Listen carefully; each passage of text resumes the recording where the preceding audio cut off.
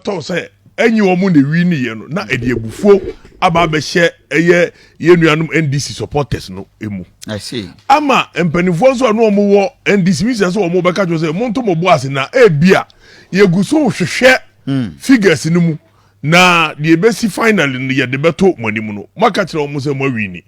ye mu si ehwo se eye die figures na ne wo mo nya wo mu gina so se ne wo mo awi ni no eno eda ho ena ye nuanum yi bebre ti si abonten ena obehwe ne ye hyetai obehwe na ye wei ewo wo mo ye ne wei kro wei su wi a ne ye kwa ha ye mpene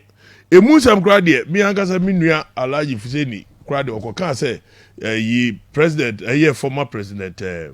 Mahama wono na ye president elect echire wono asan eba echire be ka se na sem oka ye no wa ye dey wanka ni hwe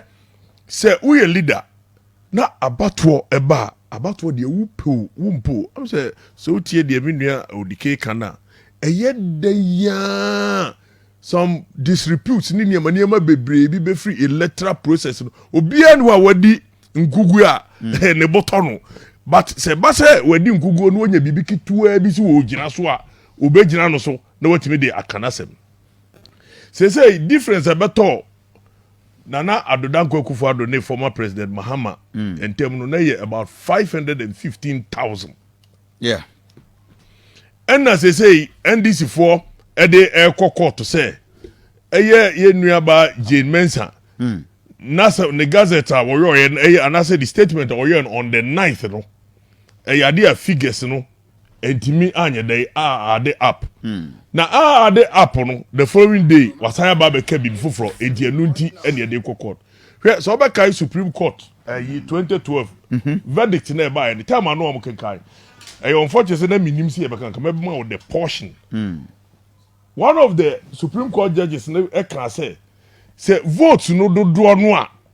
wo mo e ka ho MPP for ka ho asem ni nyina no se wo mo hwe a enya de ebetimi a change bibia enti no wo mo hwe na eye president Mahama ongongodi na kodwa yeah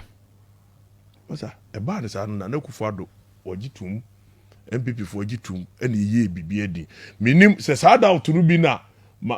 former president Mahama ono so pese wo kokkowa but ma me aka sembi hwe se watimi e de niema atisei e de akọ court say wonu wanwini Nana Akufo-Addo so wanwini wonu calculation to say the mathematicians are minua sani eka ni o mo mathematicians MPP for so wo mo de and as they say akwakowe say enya MPP ni NDC mathematicians assembly ekoka yi o ye kwakoka court asem na obi calculate the time ye elections yi ye adansifo bebre bi a wo mo sosoro ebebehwe se this year radio stations television stations wo mu nyina no mo monitor the way na eniema esiko me tama na former president so baka ya that be ye bebe share na me bi say na wo no eye presidency no na wo down to ana say ni votes na wo parliamentary no enu na o ka se brebi me gina habisa and finally no mahunu say presidency no eho na nadwene ayedey ewo na ebe yo nwanwa say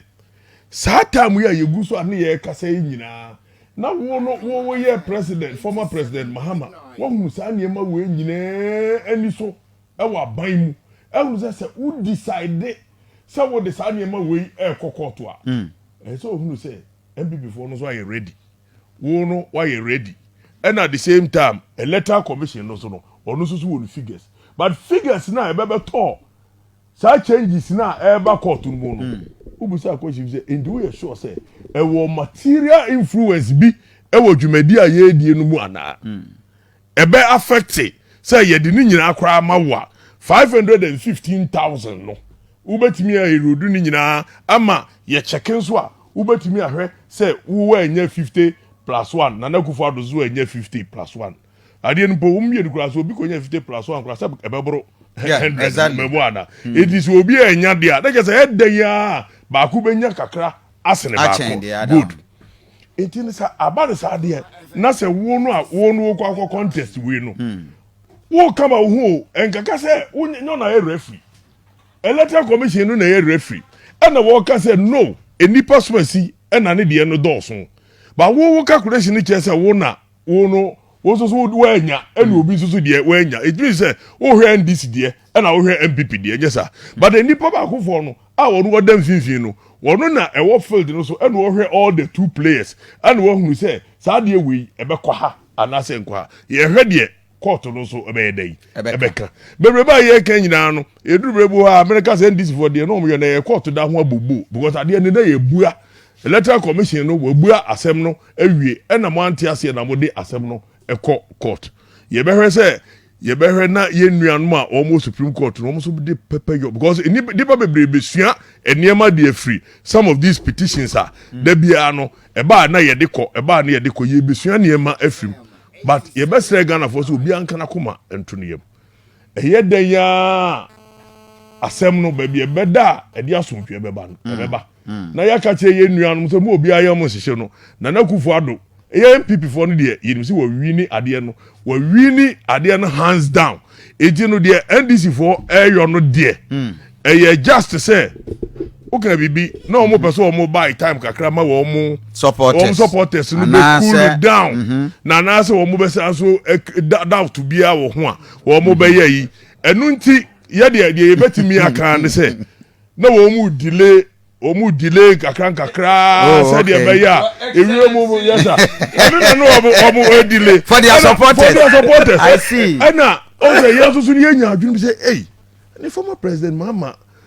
was our adwunu bi say 2012 obesa 2024 obesa bo because say waba na say time bia na MPP for ye nim say ye adwuma pa ye kra de ye susu say this benya be 44% kra masa almost surprise ye pa eno na ye nso ye sua bibi e de free say oh yeah elections are fear delegates masa fear voters what to fear them na man ba say bebreba ye free SHS one district one factory NABCO enema we nyina achi hwe votes are NDC for how bantembe campaign I mean I don't know what's a COVID in Tinema waka had there because you are monitoring me ba September no ye share say wan ko biem that be mean go since I share ye ho no wan ko biem aha enu nti no say we enu nyina no etwa koba na say wu say NDC for no hwe say ombe position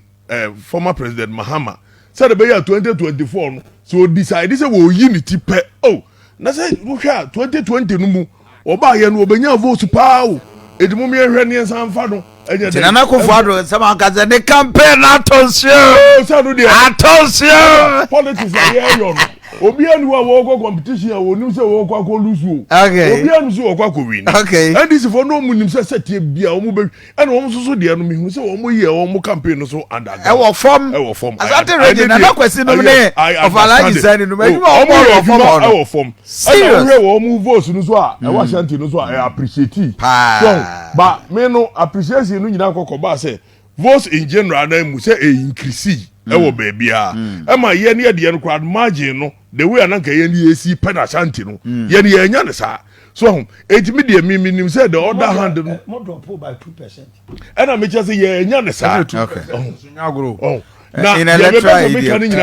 Kofi yes one more hwe no more position Mahama yie for 2024 but see. I'm saying say court will ask media